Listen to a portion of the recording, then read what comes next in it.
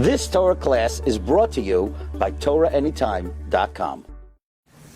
Baruchim Habayim, welcome everyone to a special edition of All Parsha on Parshas Vayeira, the Ben La'ashri, the Tzaddik of Ranana on Parshas Vayeira. Now, if you want to see the Maramakoimos inside, we usually post them with the All Parsha Shiur, or alternatively, they're available at the end of the week on our site, rabbidg.com. While there, please check out our new Sefer on Sefer Bereshis, the Magad Rakia on Parshas Bereshis through Toldos, where we quote a number of the learnings that we did from the Ben La'ashri. Okay, I would like to share with you this week 7 amazing offerings of the Ben La'ashri on Parshas Vayeira. Vayeira elav Hashem be'eloinei mamre. These 5 words end Aleph Vav He Yud Aleph. Gematria Hu Yud Aleph. These are 11. A reference that this is the 3rd day of Abraham's Milah. And we know that Milah is considered like Ketores. And that is why we do not give the same sandak to be sandak twice. Because nobody ever repeated doing the Ketores. It was a segula for Ashirus. And therefore we don't give the same sandak twice. So Vayeira elav Hashem eloinei mamrei hu yud aleph. This is a remez that Milah is like the 11 ingredients of the Ketores. Offering number 2. This is a little bit of an unusual instance where the Ben La'ashri actually offers a halachic ruling. Rashi says Rebbeinu Shalom came to visit Abraham. And the Ben La'ashri quotes the Sefer Rachshei Lev, that from here we could learn that the mitzvah of Bikur Cholim can only be fulfilled if you see the chayla yourself, and not if you ask others about the person's welfare, even if you come to their house, and if they're sleeping, and you ask their family about them, even if that message is relayed, you're not mekayim the mitzvah of hachnasas orch, of Bikur Cholim, because Hashem always sees the chayla, and nevertheless, HaKadosh Baruch Hu came b'chvaydu v'yatzmai t'vim v'akar chayla. Says Ben La'ashri, in his opinion, this is not a authentic raya. This is not a persuasive raya, because true Hashem sees everyone, but not everybody recognizes and feels that Hashem sees them. If we would be margish that Hashem sees us, we would cease to exist. Even heavenly angels, as the Sefer Tanya writes, that if there would be an angel in the vicinity of 10 Jews, he would completely expire from the great Shechina that resides over there.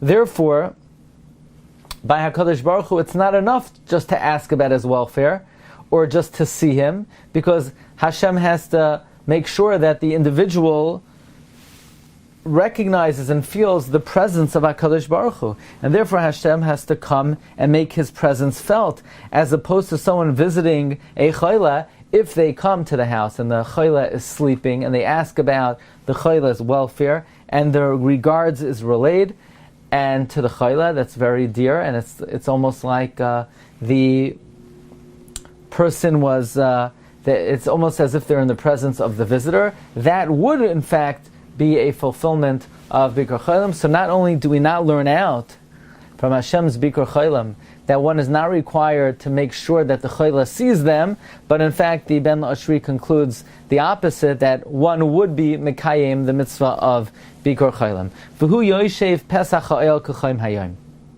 Offering number 3. Says the Ben La'ashri, the pasuk is trying to teach us the great righteousness of Avraham Avinu. Most people, when it's really hot, they like to go inside, because the heat is not as bad as in the heat outside, especially if somebody has perhaps a garden where they could protect themselves from the sun. And Avraham Avinu was an old man. He was almost 100 years old. He was sick because of the milah, and nevertheless he was in great distress because no archim came. He had no one to do chesed to. He sat in the entrance with the sun beating down on his head. Kechoim hayoim. He foregoed his own personal comfort, and he was looking just to Mekayim, the mitzvah of Hachnasas Orchim, despite the very uncomfortable circumstance. Offering number 4, Vayeira elav Hashem. The Mefarshim ask, why doesn't it say Vayeira elav Hashem? Vayeira Hashem El Avraham. Why is his name absent? The name Avraham is conspicuously absent. Vayeira Elav Hashem should say Vayeira Hashem El Avraham. Who's the him? Vayeira Elav. He appeared to him. Who's the him? The Ben Lashri says, based on the pasuk in Bamidbar, Esfali Shivim Ishmi Ziknei Yisrael. Why are their names not mentioned? Yiftach B'doiroi Kishmol B'doiroi. From here we see that when a name is not mentioned, it's because it's not notable. And therefore, the Torah specifically omits mention of Avram's name because since this is the Makar of Bikur Chaylim, if it would say Avram's name, you would think, when you have to visit the sick, when the person's of the caliber of Avram Avinu, but if the person is a regular person or nothing of note, then maybe I don't have to visit them. So the Torah says, Vayeira Elav, Hashem appeared to him. Who's the here? Him? It doesn't matter who the him is. So you say, well, that's because maybe you only have to be Mekayim the mitzvah of Bikur Chaylim if somebody lives in the desert and he has no one else to visit him, so Hashem goes out of his way to visit such a person.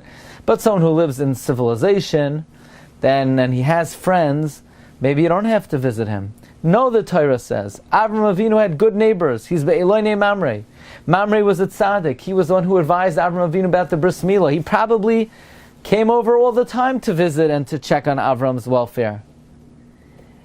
And don't say only someone who is really ill you have to visit. Nah, Avram Avinu wasn't in such bad shape. He was sitting up. It wasn't like he was in bed. And even so Hashem visited him. And don't say he got up to take in the good air. No, it was blazing hot where he was sitting. So obviously he wasn't that sick if he was able to sit in the heat. So even an unnotable, who the Torah does not mention their name, who has other distinguished friends and visitors, who is in not such rough shape, you should still be Mevakar Chayla. Okay. V'hu Yoshev Pesach Ha'el. Rashi says the word Yoshev is spelled without a vav. Avram Avinu wanted to stand. Hashem said, sit, sit. So amazingly, Tzaddik Ranana quotes the Ger Rebbe, the Beis Yisrael, who he refers to as Kvoid Kedushas Maran Admar, the Baal Beis Yisrael, and he asked this question in 1963, Tafshin Chav Gimel.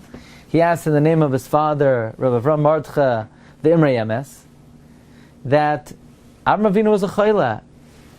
You're not allowed to tell a chayla, sit, or you're not allowed to tell an avel, shev, as if you're telling them, stay in your state of illness or in your state of mourning.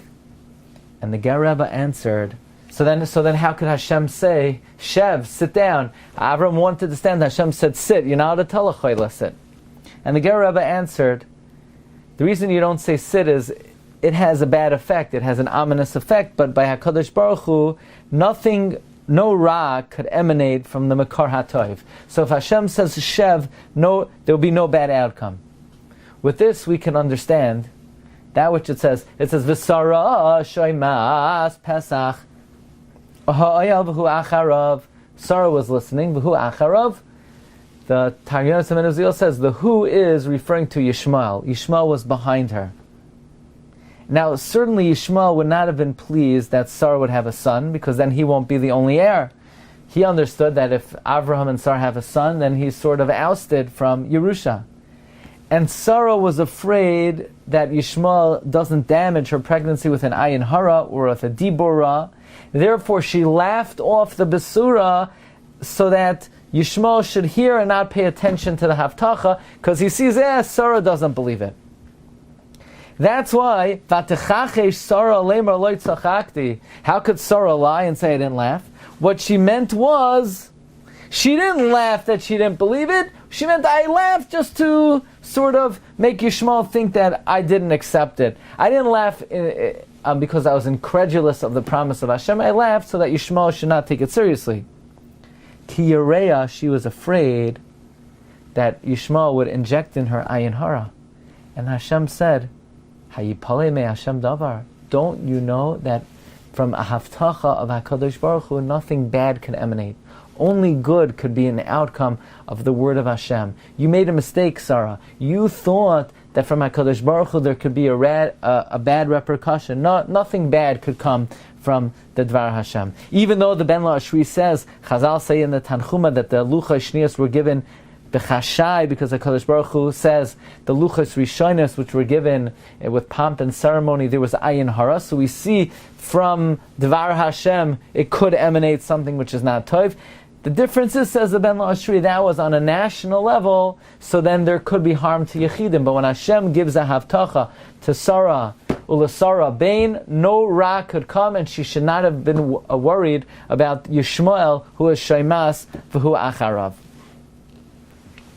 Offering number 6. Vayoimar Adoi Shem Al Nasa Avar Me'al Avdecha, from which the Gemara in Shavuos learns out, Gedoyla Hachnasas Orchim Yoiser Me'akbalas Me'ashchina. Greater are welcoming guests than even beholding the countenance of the Shechina. And the Ben Lashri asks a wondrous question. Why do I need a limud for this? Obviously, greeting guests is greater than greeting the Shechina. Greeting the Shechina is the schar of Olam Haba. What is Olam Haba? Being Mekabel Pnei HaShechina. But Chazal say in Avodah Zarah Yotes, Ashrei ish yirei Hashem b'mitzvaysav chafetz ma'od, b'mitzvaysav v'loy b'schar b'mitzvaysav. This is not a world of receiving reward. This is a world of action. So of course, Gedoy la'achnasas orchem yoser me'hakbalas pnei hashchina. And accordingly, says the Ben Lashri, this answers the question of the Mefarshim. How I understand, we learned from Avraham, Gedoy la'achnasas orchem yoser me'hakbalas pnei hashchina. How did Avraham know? Says Ben Lashri, how did Avraham know? He knew the Gemara in Avodah Zarah. Ashrei ho'ish, Yirei Hashem b'mitzvaysav chafetz ma'od v'loy b'schar mitzvaysav. Avraham knew what this world is all about. It's the world of action, not the world of receiving reward. And the Ben Lashri sort of ends in a question, why do I need a limud, gedoyla hachnasas orchem yoser me'akpalas pnei hashchina? Achar ta'avayro. Offering number 7, another question from the Beis Yisrael. Achar ta'avayro. Why is Avraham saying, you'll eat and then you'll leave? Wow, that's so hospitable. I'm going to eat, and then why are you telling me now that after I finish eating you're going to send me away right after? Achar ta'avayro. The Yigar Rebbe answered as following. We know that by Malachim it says V'sa'adu libchem, not levavchem, because the Malachim don't have a Yetzer Hara. They only have the Yetzer Tov. Because they don't get Hana, the Ben Lashri explains, from physical food. They have their spiritual food. But Avraham Avinu was about to feed them physically. Real food. And they were afraid that maybe they would be influenced l'ra by Gashmias, similar to the Nephilim who came down and they sinned in the end of Bereshis. So Avraham says, Achar. Achar could sometimes refer to the Sitra Achra. Like in the Haggadah, Ani v'loi malach, Ani v'loi safar, Ani v'loi acher. Not the Samach Mem. So Avraham is saying, you're going to eat, but Achar ta'avoiru. Don't worry about the Yetzer Hara, the Acher. Achar ta'avoiru. The Yetzer Hara, the Sitra Achra will pass you by. He will not affect you. My food is kuloi kadosh. As we know, Avraham Avinu was oichel chulin b'tahara. Achar ta'avoiru. You have nothing to worry about with the Samach Mem. He, the Acher, he will pass you by. Okay, these are 7 wondrous offerings of the Ben Lashri. Please say it over in his name, as the Ben Lashri gives a haftacha that anyone who says over his Divrei Torah b'shmai, he will pray for you, bail you out of any tzara, olam hazeh or olam haba. Wishing everyone a wonderful rest of the week, and Shabbos Parshas Vayeira, haba aleinu l'toiva. You've just experienced another Torah class brought to you by TorahAnytime.com.